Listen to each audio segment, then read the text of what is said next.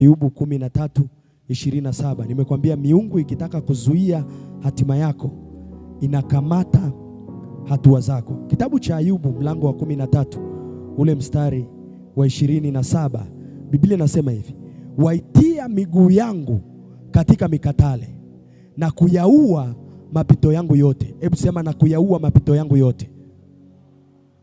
Sasa angalia, anasema waitia miguu yangu katika mikatale. Mikatale maana yake hizi ni kamba zilizoko katika ulimwengu wa roho. Kwa hiyo anasema waitia miguu yangu katika mikatale na kuyaua mapito yangu yote. Kwa hiyo maana yake nini? Maana yake lengo la kukamata miguu ni kwa sababu kuna kitu wanataka kukiua.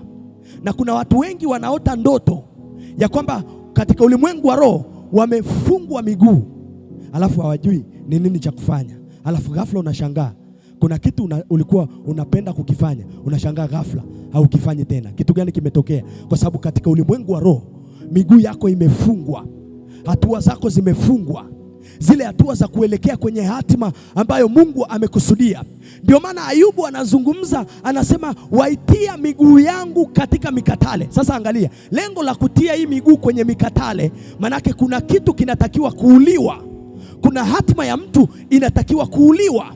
Kwa hiyo manake usipoelewa ya kwamba hizi hatua zangu zimeshikiliwa kwa lengo maalum, manake uwe na uhakika utajikuta kila siku unaridhika na hali ulionayo ile ile.